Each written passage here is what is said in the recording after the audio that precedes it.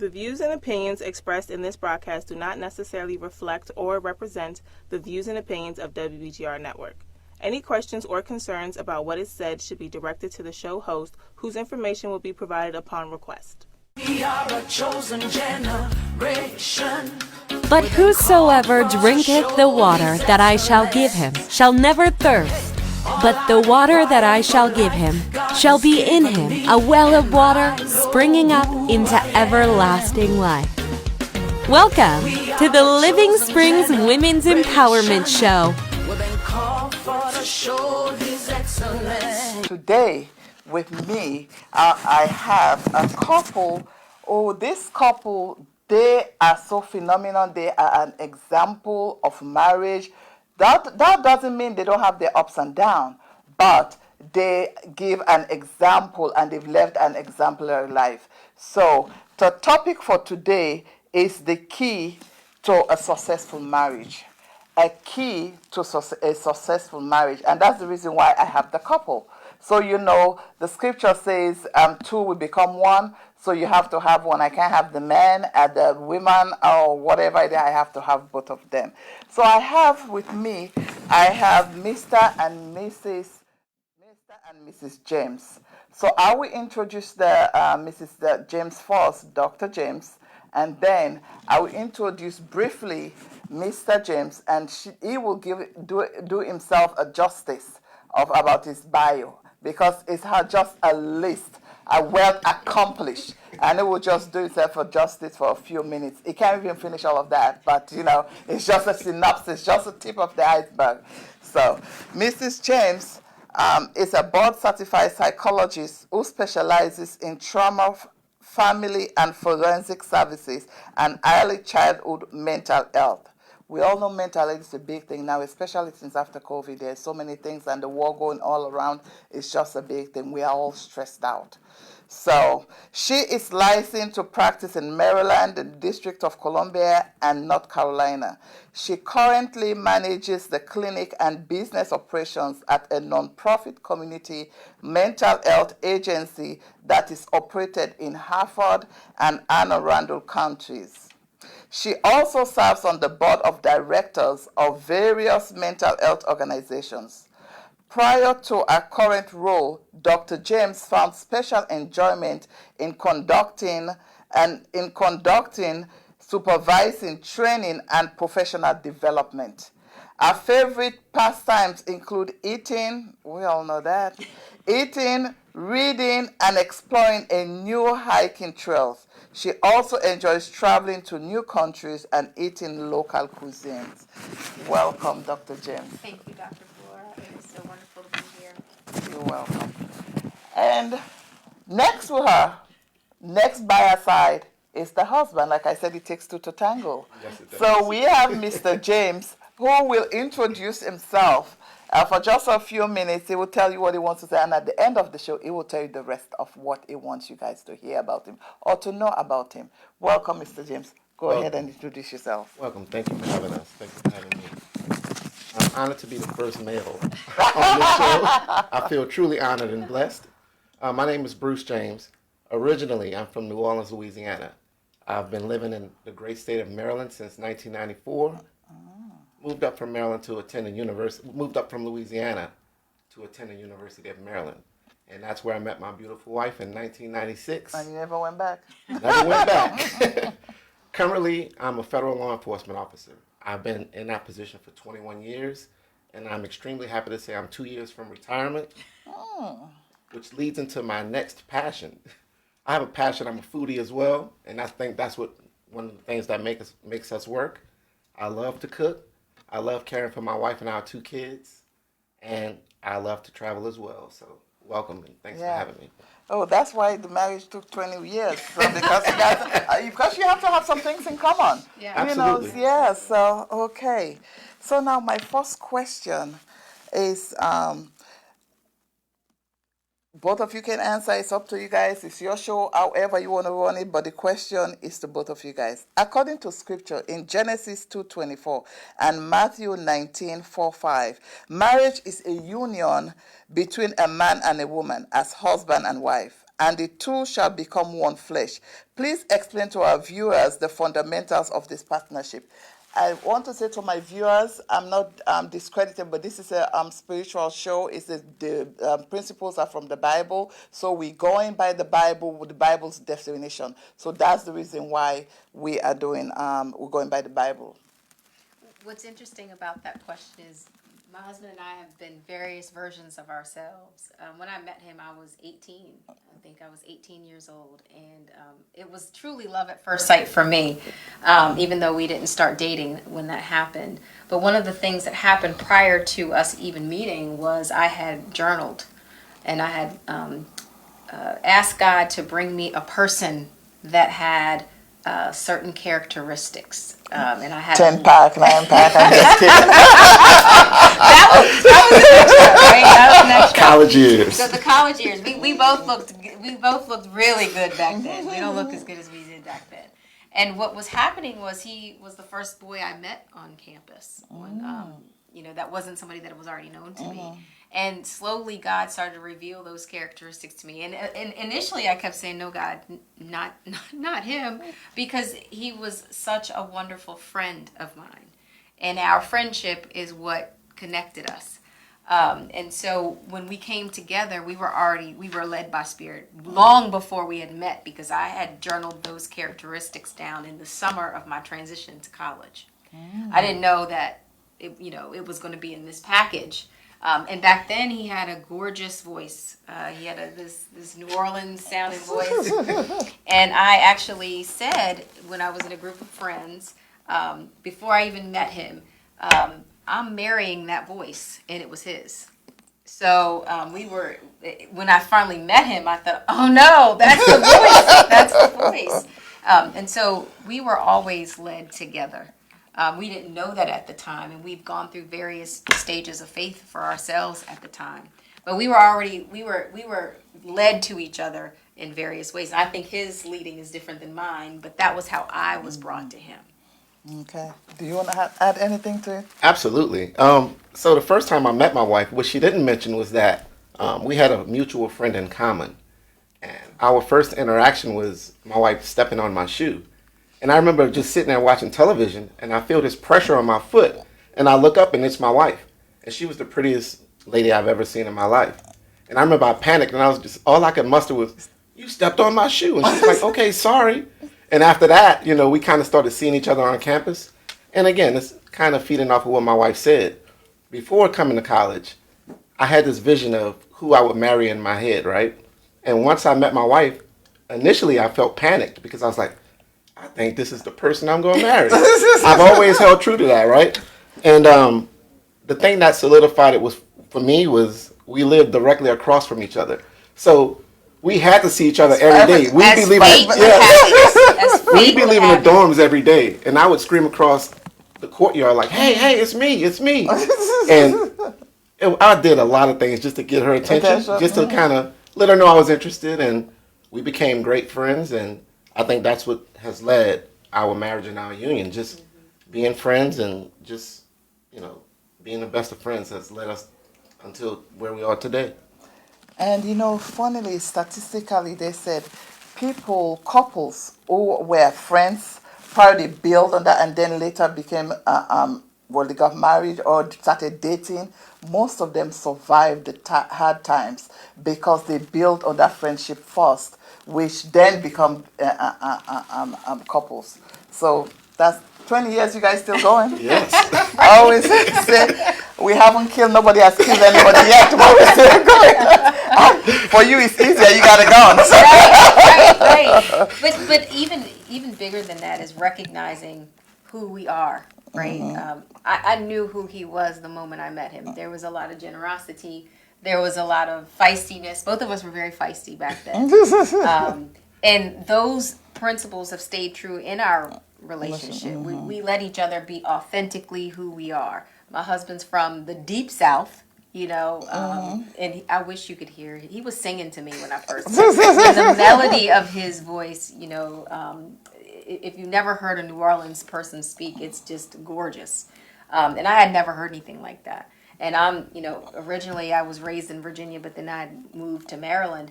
So we are just polar opposites in some of our belief sets and how we do things, but a lot connected us.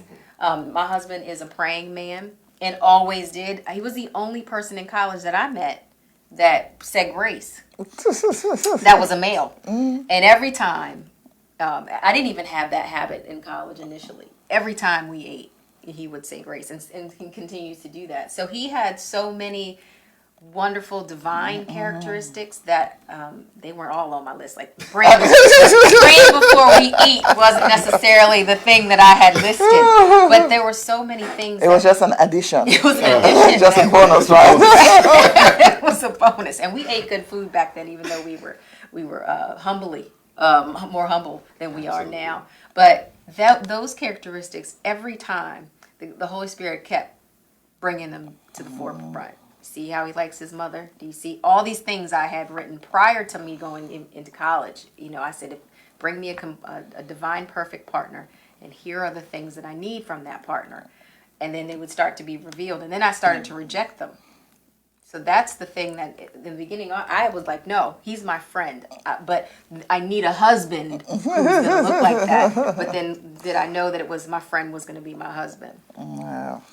Okay. Okay, the next question for you guys is, please tell our viewers about your courtship and intimacy period during the blessed union. We already started a little bit. So we count our relationship two different places. I count it from the meeting. But he corrected me on the ride here and said, well, technically we started dating in this time. So, but the moment I met him, I encountered a best friend. And I didn't know that. So we had 2 years of bliss where I saw him every day, but we didn't necessarily date. But he was the one boy that I saw every day consistently. And he fed me. That was our connection. Because he had a meal plan, and he was an athlete. An unlimited meal plan. So he had unlimited meals. And I was very poor back in college. I was the first person in my family to actually attend and complete. My siblings were going to college at the same time, but they were in very different paths. I was the one who went like high school to college. My mother was actually in school at the time. So I really was like figuring this out. So food was our unifying thing. And he still like love it to death. Right, so he fed me. And he was like Jesus. We used to call him that. I lived with a room full of all these poor roommates. I had 7 roommates, and we were all hungry. And they would say, get Bruce's card. And then he would feed 1,000 like Jesus would, He would with 5 loaves.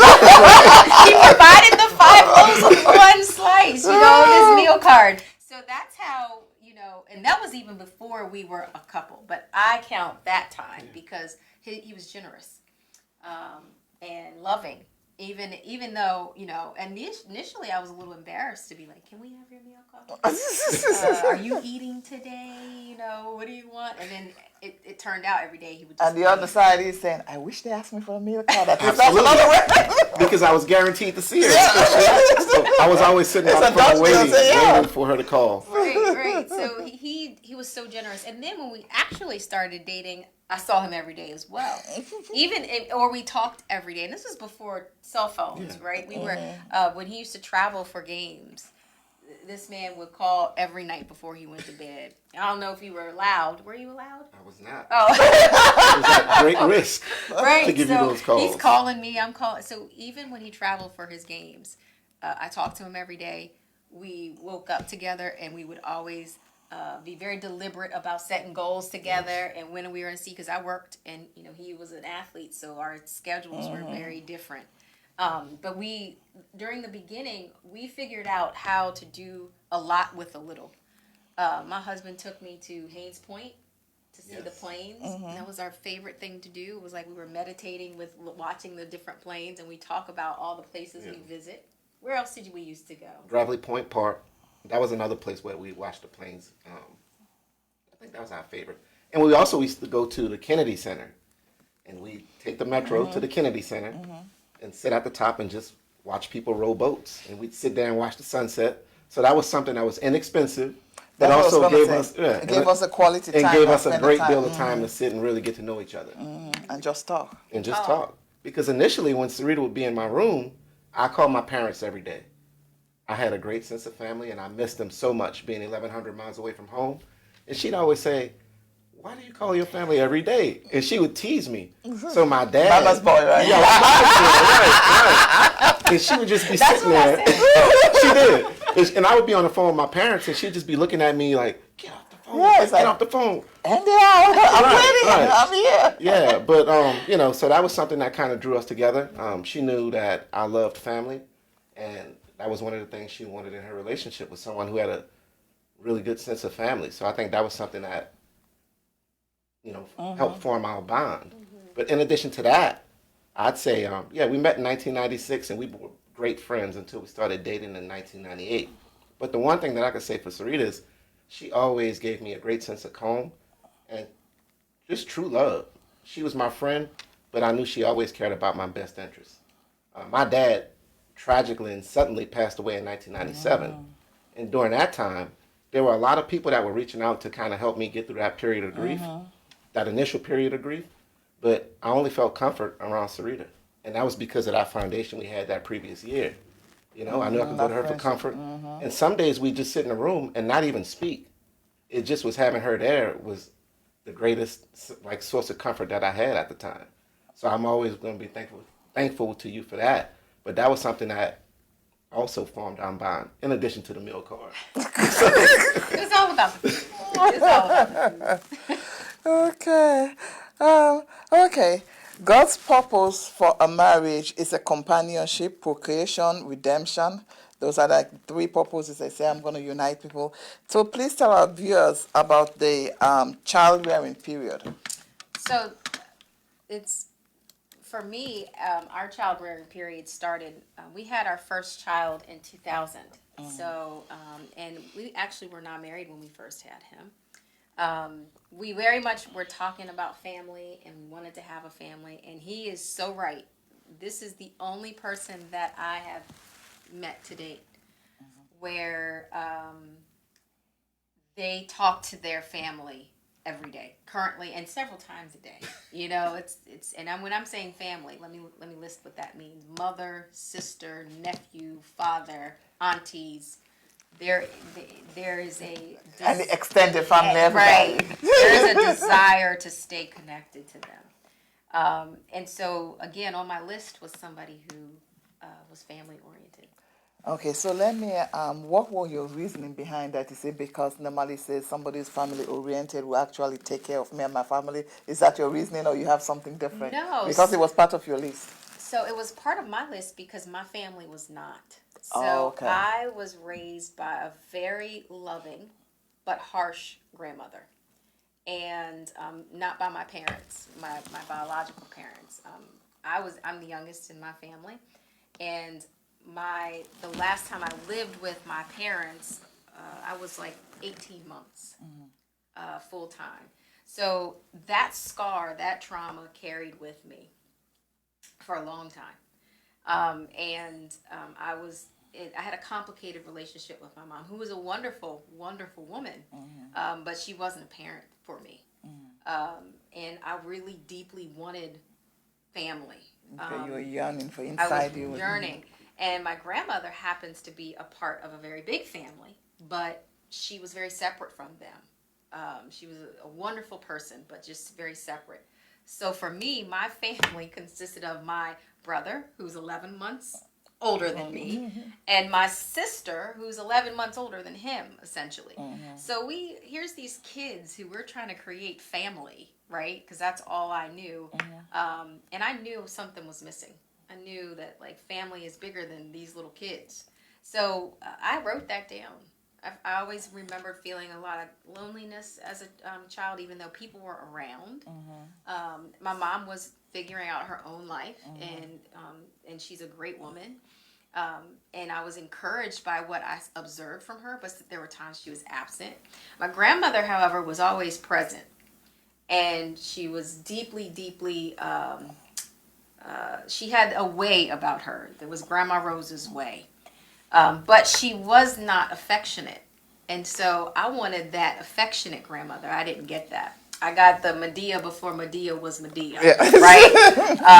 And I'm, 18 months or so living with somebody like that. You recognize there's things you miss, and I'm a natural lover. I was well loved, however. My grandfather, being raised by grandparents is a different dynamic. It's totally a different dynamic. So I understood love, and I was raised in the country. So here's people who, I didn't have TV. I had no models like people so you don't understand what you're missing. I didn't know what I was missing until I was right. But so I did not have family in the same sense. So I wanted that. I yearned for it. And it was interesting because I could see right away. He made me his family. Right? Nobody's just going to get... I have lots of friends. Part of the call every day. But, I had lots of other friends that didn't share their meal plan. Right? I had lots of people that loved me that didn't give... he not only gave me a meal plan, he gave me shirts. I remember that. So he made me family, and he made anybody he loved family. So remember, I was watching him before I was I was liking him, but I was watching. And he has some good friendships and good relationships, and I saw how he treated them, and they were family. And so I said, that's why I checked it off my list. And then this man, he was hardworking. He, got up. When you're an athlete in college, it's a job. He bounced up. I mean, he was the happiest person I ever saw in my life. Like 19 and 18 years old, he jumps up and goes to work out, and he made jokes, and he was funny. He was responsible, right? Like if he had to do so, all the things that were on my list, I said, okay, this is a wonderful person. But he made me his family before I was, even his. We have different dates. I was his girlfriend. He just didn't know. Hey, I'll take that. So that's why he made me his family, and I made him my family. I think I brought some things to you. I don't know what they were. Hey, again. So what's your version? So let's just back up on a date if we have a second. No, again, when I met Sarita, I knew I would marry Sarita, right? You made me work hard for it. Not at all. But I mean, again, she felt like family. We were best friends. It didn't take long before our friendship just continually progressed and improved and just got to a point where we had to see each other every day. And sometimes, again, we just come into the room, we'd do homework together, we'd sit side by side, talk about how each other's days went. And doing that every day just let me know that she really cared about my best interest. She knew when I'd have a bad day and I tried to hide it. And when I knew I couldn't fake it around her, I was like, wow, she really knows who I am on the inside. And it didn't take long for her to be able to know who I was, the things that made me happy, the things that I needed. But also, more importantly, I felt the same about her. I knew when Sarita was having a bad day. And all I wanted to do in those moments were any of the things that I knew she liked that would make her feel better. And I think having that foundation has carried us to today. Since day one, since we were friends, we always wanted to do things that would make each other happy, make each other feel comfortable, make each other feel warm. And I think that's a powerful thing in a marriage. And I think that's the one of the most important things that make us work. He shared with me a scripture that I have it here if you can't remember it, that he said guided him into our courtship. All right. The 1 Corinthians. 1 Corinthians chapter 16, verse 13. And that says, be on your guard, stand firm in the faith, be courageous and be strong. And I think that's what we give each other. I think that's one of the main principles of our relationship. In life, we go through trials, tribulations, and we use that faith and that scripture to carry us through. And another thing that we've done over the years is try to instill that into our kids, right? The world is a nasty place sometimes. And one of the main things we do is try to fall back on that. And we live that way with each other, but we also try to instill that into our kids.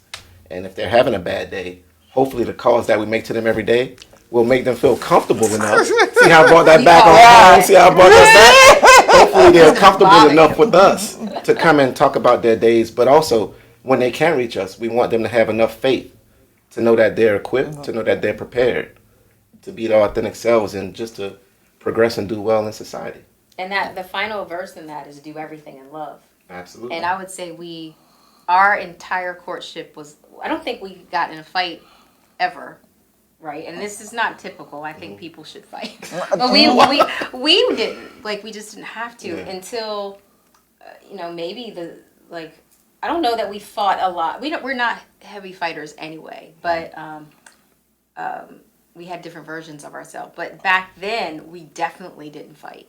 Everything was done in love. Like, how he fed me, how we washed each other's clothes, how we said goodbye, in the morning. Everything we did was rooted in love for each other, and we were loving. He wasn't affectionate when I met him, but he became affectionate. Because interestingly, he told me, "You say you love me too much." When we first started dating, and because I wanted when I love you, even my friends, that's the thing that I say. I think that emotions should be expressed, and I don't want a day to go by that you don't know that I love you or you've done something kind for me. My grandmother did give me that, and so when I started dating him, I'm like, you do what was modeled. My grandmother, I love you. You guys have a good day. Be bold, be brave, all these things. And so I would say, I love you, I love you. He never said it back. He never said it back. And one day, I told you I was feisty, so I was like, I tell you I love you every day. And he was like, well, I'm going to tell you when I love you, And so I was like, oh, so does that mean you don't love me? He's like, no, I just want to make sure that that's just not empty words floating around. And so the other part of our courtship is he never let me bully him, into submission. And I knew what he was telling me was true. Like when he did tell me he loved me, or if there were emotion words that he shared, it came authentically. It wasn't because I was doing it, because I was always emotional. I think I was always affectionate and emotional, and caring. I think that's like a thing that I bring. And he wasn't. And I would talk about him to my friends, like, is that typical? Like, we had our own stories about it. And then when he started doing it, I was like, and now he's over affectionate. He's great. I overlearned it. See, that's be careful what you ask for. Exactly. He had a good teacher, right? Yes. Yeah, and even that he didn't really say it, but he was showing it more than, what is best than show more than I can tell you. I can show you more than I can tell you.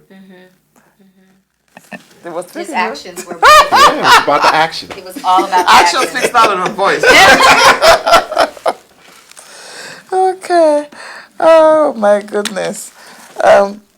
So marriage is full of life's challenges. Please explain to our viewers how both of you dealt with and overcame some of them as a Christian believers. For instance, financial hardship, communication is a biggie, and you started tipping out the already, and mistrust and whatever, guys. You guys want to feel free to talk about? You want to go first? Sure. So, in terms of those periods that we have in a relationship or in our marriage, I'd say over the years we've kind of had each of those. We've had financial hardship, right? When we initially started dating, we were broke. We had no money. We even tried to use that meal card after I graduated just to see if it would work, right? I'm like, can we get a few more meals off of this? So I'd say that the financial hardship we had didn't really cause us much stress because we grew together. We were broke together, and we gradually increased in terms of what we made as a family and as a couple. So that was one of the things that I guess was the smallest issue we had in terms of money. Now, I will say that I'm generous at heart, so if I have something, I'll always want to help. If I have $10, I would feel like I could help 1,000 people, right? And my wife at the time was like, well, we got to make sure we're fine home at first, right? And her favorite saying is, all help shouldn't be financial help. And it took me a while to realize that, because I really didn't want to do anything that would hurt the family or jeopardize my family by helping others. So she helped me find more creative ways to help people other than just finance, right? And another one is communication. So my wife can tell me about her day, and it may take 20 minutes, and I'm going to look into the camera, 20 minutes, right? I can do the same thing. Like, I'll come home, and she's like, how's your day? And I'm like, It was fine. Started at 7, ended at 3. And I could be done in 20 seconds, right? And I think that's just looking for more. Right, right. And she's like, no, go into depth. Like, what happened today? And I'm like, I'm giving you everything I have, right? So over the years, I would like to think that I've become more effective in my communication and telling you how my days have been. But I'd say communication. There are times where, again, she's known me for 25 years. There are times where I may tuck and not want to have discussions about things because they may, make me uncomfortable. But over the years, again, Sarita has, we talk about the importance of open communication, honest communication, right? So that's what I try to fall back on now. When there are things I don't want to discuss, I try to just stay true to who we are as people. But they haven't always been easy, right? Oh, no, they haven't always been easy. So we've had some really difficult discussions, some really difficult periods in our marriage, right? There's been betrayal. There's been lack of communication. And in those times, it's been really difficult. And we've found over the years more effective ways to deal with those tough times. I'd say in our 20s, we were like cats and dogs, like really trying to iron out differences, right? Or if one of us hurt the other, we didn't know where to put that pain and how to do the reconciliation, right? And our disagreements in our tough times in our 30s were different than the 20s. And I like to think that now in our 40s, we're kind of getting it together. We're not perfect people, right? We're not perfect. Some days we'll have bad days. And I just may not want to talk about it, right? But I think, again, we fall back on our relationship, the care for each other, the concern we have for each other, and the foundation of our friendship. And I think that's the glue that keeps this together. So, and we do everything out of love. That's the main thing. Like, I know there are days where I make Sarita upset, right? And I try to come back and apologize for those times where I may have hurt her. And that's gotten easier for me because I've had practice at it, right? I don't mind coming back to say I apologize if I did something wrong. And it's about setting the ego aside, right? So I like to think that, we're still a work in progress. Everyone has bad days, but we have far more great days than bad days. That is so Which true. is good. That is so true. And I don't have anything else to add because I think except we do not let our struggles be our shame. So we are human. My husband's human. I'm human. Boy, you should have known us in our 20s. I said we didn't fight, but we did. When there was a fight, it was what we modeled, what we saw. So it wasn't the fighting that we do now. And one of the things that I think is unhelpful is for everybody to act like, oh, we've been married for 20 years, and we've thought about leaving each other. We've talked about like what our life would be like without each other. So we don't let our issues become our shame. If our story can help in somebody and support someone, we share it. If people ask us questions, we tell them. We have always been very open with our family when we were having a difficult time. We always kind of set the boundaries for everybody and said, look, we're not doing well. I didn't go to New Orleans for like 3 years. Because we were not. You didn't even go for the food? Did not even go for the food. I know. That's what you were supposed to say. Punishment. All because of him. No, I'm teasing. No. We don't blame. So we don't shame and we don't blame. But we were open about that. And we look for people in our lives that supported us and cared about us. Genuine care. And the scripture tells us love is patient, love is kind, love is long suffering. That's so true. It's so true. And I don't think when people are in that bliss of getting married and trying to find partners and this and that, they don't want the suffering part. And I don't know that I wanted it, but I can No, but- say that I grew. Yeah, but things happen because I always tell people marriage is full of seasons. You have winter, you have summer, you have spring, and you go through all those seasons every now and then. And at times you just in a just summertime period for a while, then all of a sudden then it started snowing. Then it's just a cycle, and that's just life. The way the things happen is not the cause of it, it's how you walk it out. Because I always say, even your siblings, even with the people that you grew up and everything, issues how you settle it out. Let alone somebody new from, you just saw him for the first day, right? Right. Right. And you think about that, what that means to be a part of this human condition, and you have to be thankful for the Creator for some of the things that we have. These things help us, one, have compassion and grace. So a lot of people can be loving. I can be loving, but do I have grace? Can I be forgiving? I think I'm perfect, but I'm sure that I'm not, right? And so the Creator creates situations, in my opinion, just like adolescence is the time for and during the development where kids should be breaking up with parents. If you don't do that in a healthy way, then you have these long, parents and children are staying at your house. This is the same thing that happens in a marriage, in any relationship. But it's how you see that person. I married my friend. And I also married a human being. I didn't marry a robot. So human is error, so. So that's what it is really, we break up with our ego and we really stay committed to our friendship. That doesn't mean that there hasn't been times where I felt like I would be better off by myself, which is it's more of an internal discussion. But I know now what we have together has been beautiful. I was listening to a discussion today about marriage, and they was talking about loyalty, and they was just saying when some couples are upset, if they were cooking, they'll stop cooking. If you were making breakfast in the morning, they will stop making breakfast because they're so upset. And there was just discussion saying, well, that's not loyalty. Whether you're upset or not, you still need to do the roles that you were doing or something. And I was just listening, and I said, that's just so typical, especially women. Oh, peace, please. we're more than upset. We peace. And I know that's true, right? Because there have been times where we've had heated discussions, right? Arguments, and we wouldn't speak for days. But I would always prepare dinner for two, breakfast for two, lunch for two. And I may not speak to her to tell her it's ready, but she'll come downstairs and she'll see a plate sitting down, right? So that was in my 30s and 40s. But in my 20s, right, that looked a lot different. Like I remember one time, and I got to say this. So I may do 90% of the cooking in the house. I love to cook, right? Excuse me. But there was a time where Sarita prepared breakfast for me. And the discussion or the argument initially was about me being too busy to cook that day. So my wife prepared this beautiful breakfast, right? You know where I'm going with this. And there was like a piece of egg, like this. It was just like a piece of egg, a half a piece of bacon, and like one silver dollar pancake, right?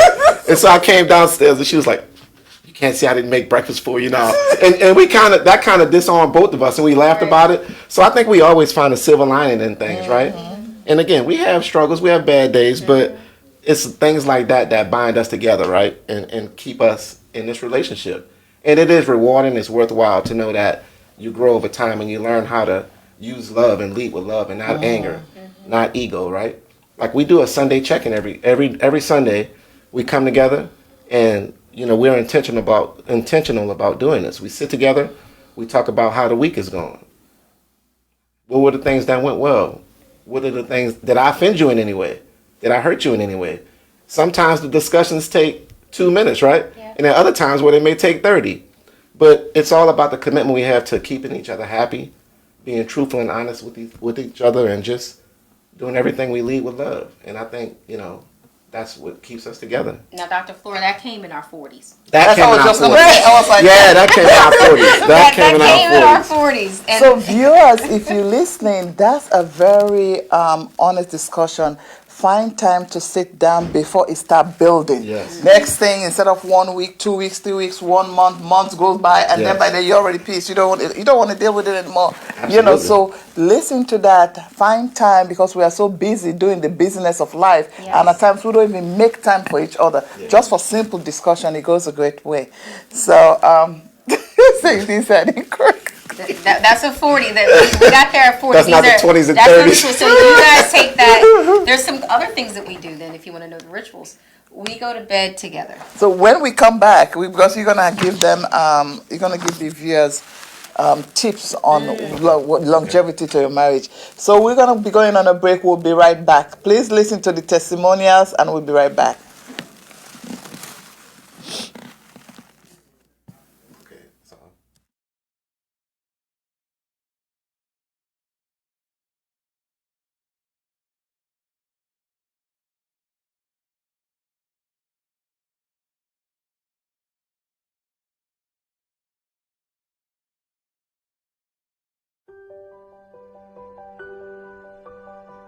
In 2018, I experienced some water damage in my home. I submitted my request for payment to my homeowner's insurance company several times, and it was denied for various reasons. I paid the repair cost out of pocket as I grew frustrated with the insurance company.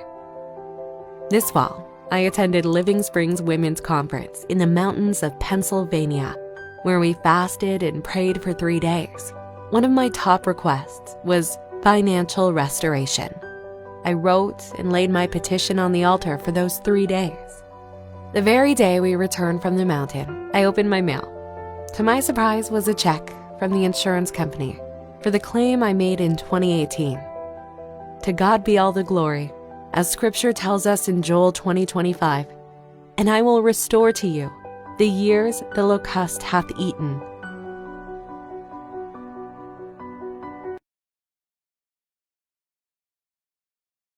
Welcome again. Thanks. I hope the testimonial that you've listened to will enlighten you and bless you, because you never know when your number will come.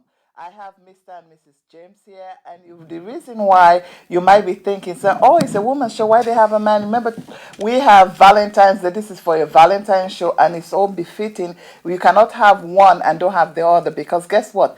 If we have just Dr. Sarita, she was just going to talk everything for us. I was so feel pity and sorry for her. And she was but it's just so good. We have to have one side so it would balance both sides of them. So we are talking, the topic today is keys to a successful marriage, and they've been married for 20 years. And they've been probably know themselves for more than that. We correct the date. Either way, it's 20 years. So it's 20 years. We're sure about that. So welcome again. So my question to you, to both of you, is: what are some of the keys of longevity to your successful marriage for 20 years? Nobody has killed anyone yet, and the police haven't come yet. You might be there, but they haven't come yet. Right? It's in your head. So we had some rituals that we have established over time. Mm-hmm. So in our 20s, we always woke. Like I said, we have different versions of ourselves. So in our 20s, and we still do this today, is we greet each other when we both wake up. Mm-hmm. Even when we're whether you pissed or not, whether you're mad or, you know when I say pissed, you be on mad. Yes. Where the sheets are tight.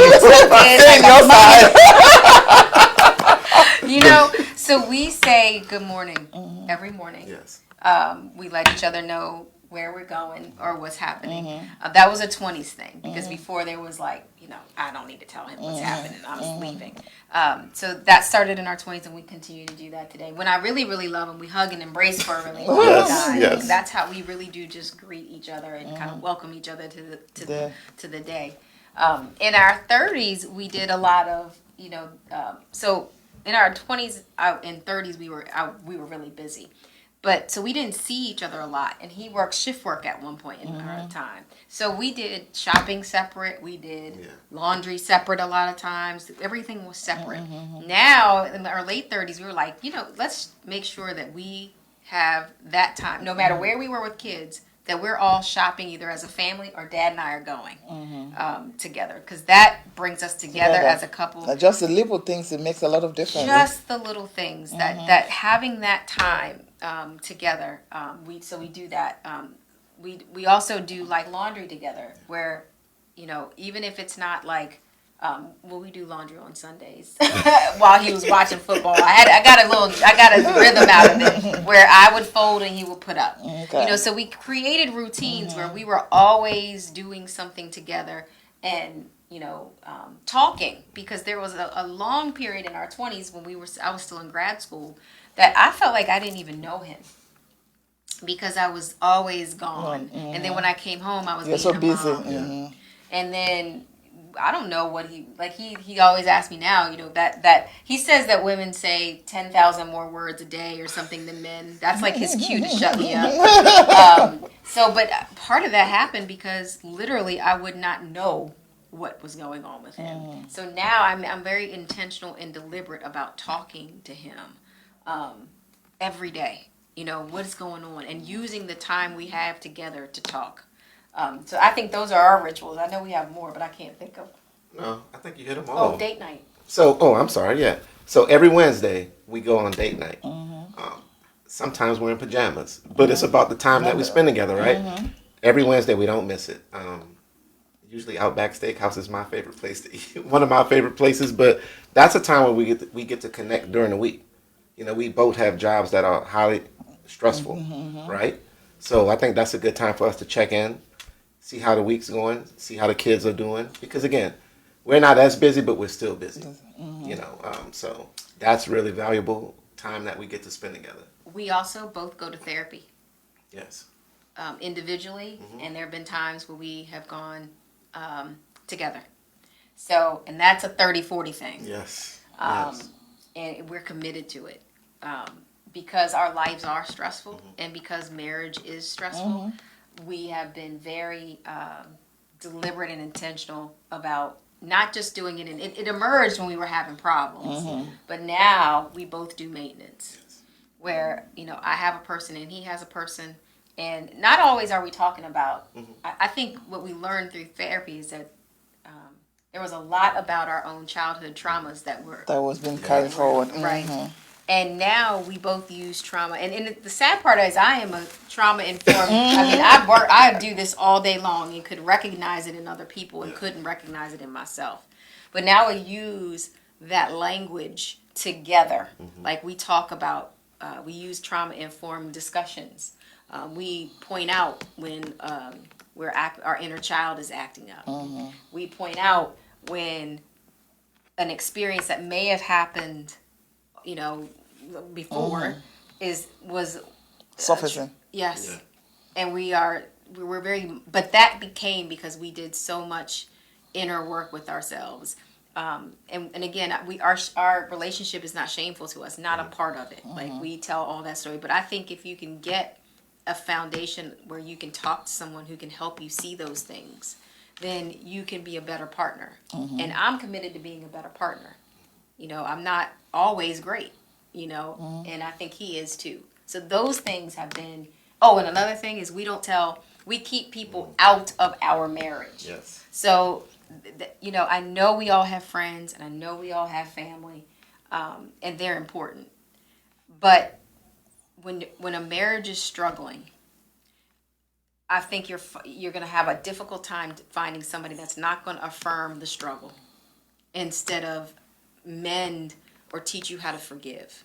So when we're having struggles, we keep family, friends out of that. Now they can still be a support to you, but they don't come into our marriage. And which is a good thing, because you know why?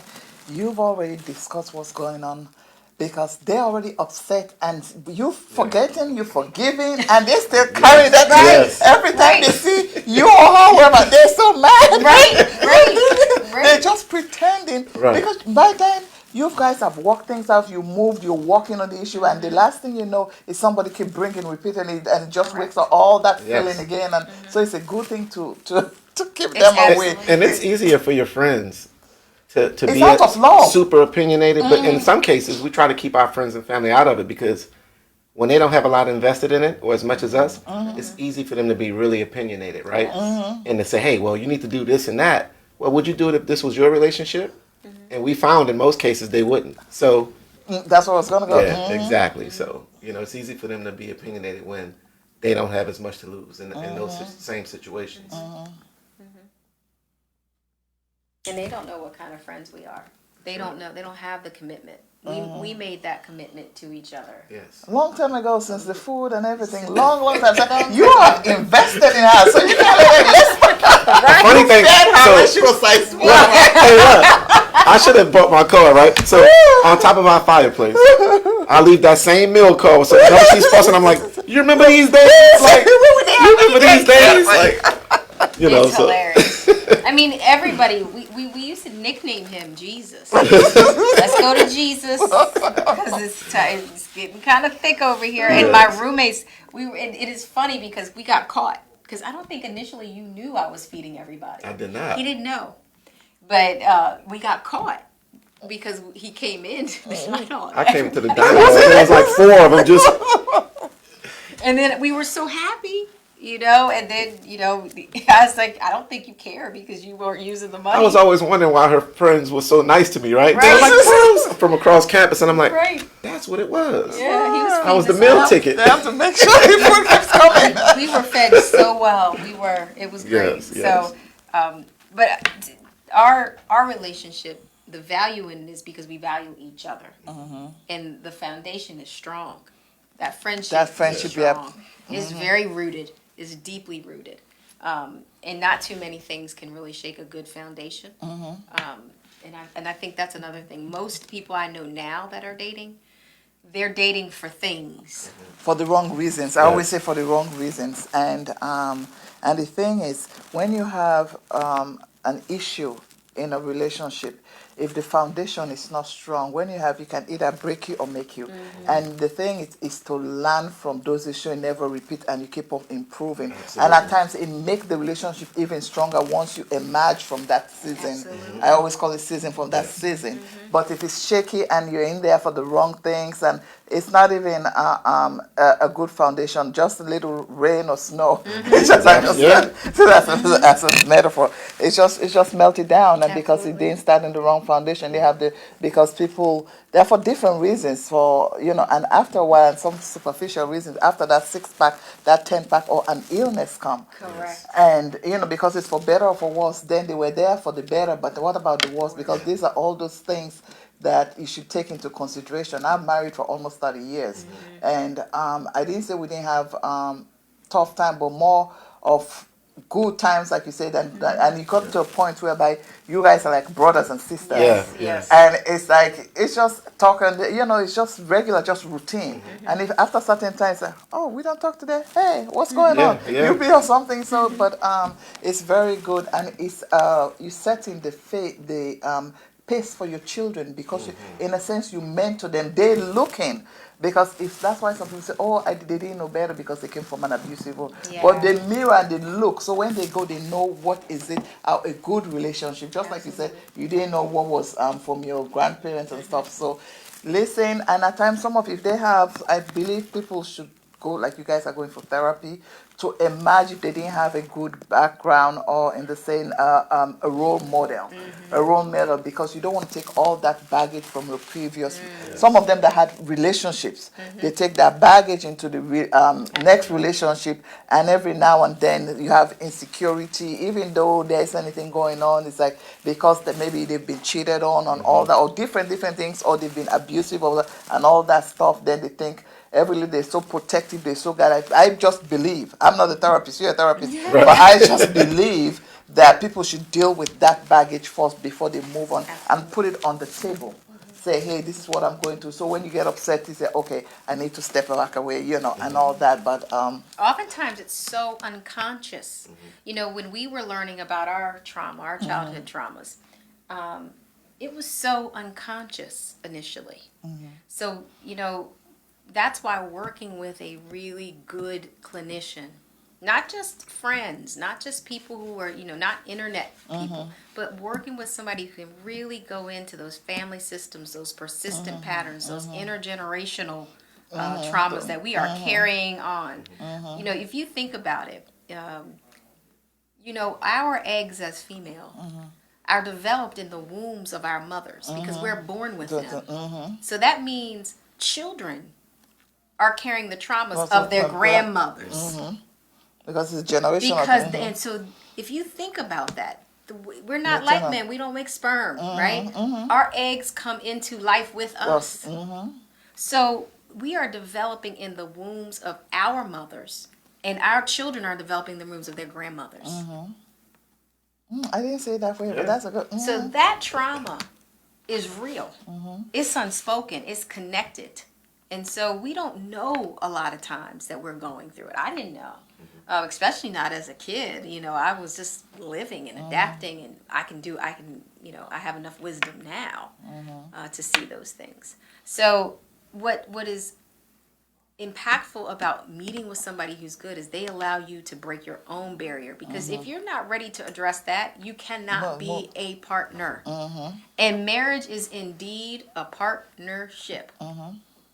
Somebody's giving, somebody's taking. Somebody's taking, somebody's giving. There's just, if you don't want to do those things, then you don't want to be married. You want to maybe be coupled. But there's a difference. And so we have really worked on that. And it took us a long time watching our relationship evolve. But we were still committed to each other. That's the thing, commitment and dedication. You have to have that. Yes. It's like we don't have no other choice. There's no plan B. It's just a plan A. And we have it's just a plan A. We here and we just going for the long ride. Right. And we were committed to that. Absolutely. And we really weren't abusive to each other. I mean, there were things that felt bad, but we weren't abusive to each other. And there were mistakes made by everyone. Course. But we were very committed to being a family. And I always say this to Bruce is, no matter what happens to us, we're always gonna be family. You know, I've got family with this man. You know, we're always gonna be family. And I don't think people enter marriage thinking that this is now my family, whether we're title wife or not. You know, I'm gonna see you again. Okay. So if in case you guys are just watching or tuning in, we have a couple here, Mr. Bruce and Dr. Soretta James. They've been married. They've been together and married for 20 years, and they're just talking. It's for Valentine's Day, and it's like I said, it's always good to have the couple together so it won't be one-sided. So now you tell us about your business. So we have a wonderful but small a nonprofit behavioral health organization that has been around actually since 2013. We in 2013 we were a for-profit entity, and then we in 2020 launched our nonprofit division. We serve children as young as 3, and we then work up throughout the lifespan to support their families. And so we provide individual and group and family services. The benefit, what makes us stand out, is that we are rooted in assessment, consultation, and intervention. We're client-centered and culturally competent. And we are providing not just therapeutic services. We also provide food service through our Healthy Harvest initiative. We meet the basic needs of our families that are coming through. We do a coat drive in the wintertime. So we are kind of like a boutique mental health practice that takes care of our clients. From a holistic point of view. Right. We take good care of our clients. They become...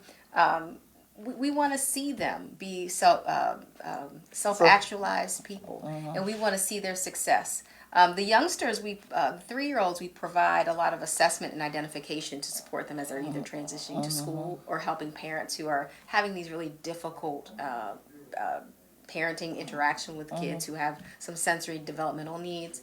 Then we have a part of the program that really builds the capacity of parents to do what we just talked about, because parenting is also an activity that you have to learn, train, and cultivate. So we have our own parenting curriculum, but we also use some education, evidence-based practices. And then we do serve individuals who have more complex mental health needs, like anxiety, depression, mood disorders. We don't necessarily work with individuals who have any psychotic disorders. We refer those out, and we do partner with a psychiatrist who comes in and provides medication management as needed. So we are situated in Bel Air, which is Harford County, and in Anne Arundel County. We've been in Anne Arundel County the longest, and so we have the largest client base there. But we're growing that. And we are adding, hopefully soon, an IOP, which is an intensive outpatient mental health model to serve those students or families who want to keep students and children out of hospitalization so that they can stay in the school setting. And then we're also going to be using our parenting education programs to embed those in facilities like substance use facilities for people who have lost their children. So we're moving and growing in that. So we're actually want to be a part of the community. So with that, where can people find you? Then I'll come to you, Mr. Bruce. Where people can find you, you will give me that information so if people can go, they will go on the website, on my website, and they could go to get the information so that they could access you, get the information from you so that you can better serve the community. And it's non-profit, you know. Yes. So we always are taking donations. In addition to writing for grants, you can find us on the internet at www.respirebh.com. We're also on Instagram as RespireBH as well, and on Facebook as RespireBH as well. Okay, so we'll put that up and thank you so very much. What about you, Mr. Bruce? Well, I just want to say real quick that the work, my wife is dynamic in the work that she does. It is truly a pleasure to watch you and to watch her show the passion. As you can see, she's truly passionate about the work, right? And that, you could see that when you walk into the facilities we have. Initially when clients come in, they're a little reserved, a little closed off. But my wife is able to get them to be their authentic selves and to get them to really work on any issues or things that they need assistance with, right? And I think that's what's rewarding and fulfilling to see. I think she's dynamic at what she does, and she will continue to do great things in the community. And, I'm just proud of you. I just wanted to say that. He said it. I'm telling you, he's my best friend. I tell you. Yes. Okay, thank you You so should much. tell them how you serve on the board. Well, yes. I'm And sorry. There's a lot of other things. So I serve as the business development director and program manager. So with that, I'm usually looking for different spaces.